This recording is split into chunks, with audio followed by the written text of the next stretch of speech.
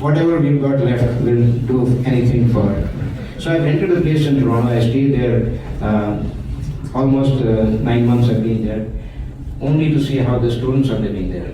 And this doesn't involve you guys, but students are also humans. Most of them are students from my country, and there's 10 or 12,000 there and more in Sarnia.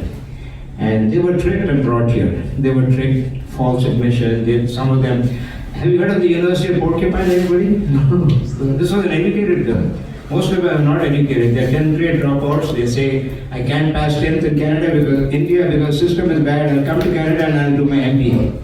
They don't realize there's a big gap between 10th grade. Yeah. But this girl had 2 degrees and she was coming for psychology. And she had a $35,000 per year grant for doing research on some things. And she had a nice thick binder with beautiful pictures, everything from the University of Porcupine. And as soon as she mentioned that, I laughed. I worked in Porcupine. I used to work with the pole installers for Ontario Hydro. Porcupine, Ontario? Ontario. We were on the East-West Highway. There's nothing there, not even a piss pot. It's really that bad, okay? It's the expression piss pot, poor enough that you don't have a piss pot. Okay, so she said this is it, and I said, look, there's no such place. And if you want to go and see that place, it's 9-hour drive. I'm not taking a young girl alone. You find your counselor. So long story short, her counselor, she and I drove for 9 hours straight north, way past Temiskaming. There were no more signs of human beings. Wow. I was looking out for porcupines, that's all I could see. And all of a sudden we saw a sign saying, entering town line of Porcupine. So when we saw that, we said, she said, see, I told you, you're from a small town called Kincardine, you don't know what's changing. I said, look, I've got my eyes on the ground, I know what's happening all around. So we keep driving, and about an hour later, we reach a big old abandoned TD bank or liquor store, which has brown paper all around it.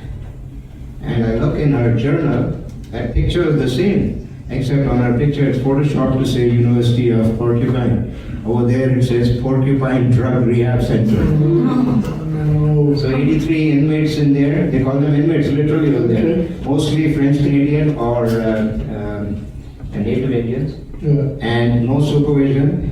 They're sharing needles, selling needles to each other, and they wanted this kid to do research on them. She wouldn't have lasted 24 hours over there. She was 90 pounds soaking wet. Sounds pretty. Yeah. Wow. But the sad part was the day before she left India. That's Daniel. Thank you.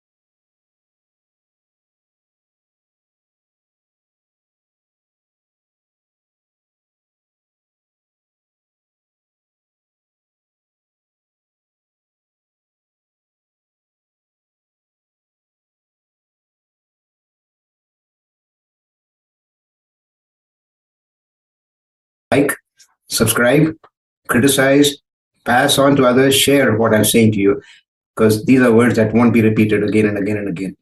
Most others are telling you all the nice things. I'm telling you the facts. Thank you. Have a good day. I hope you enjoy the rest of the show.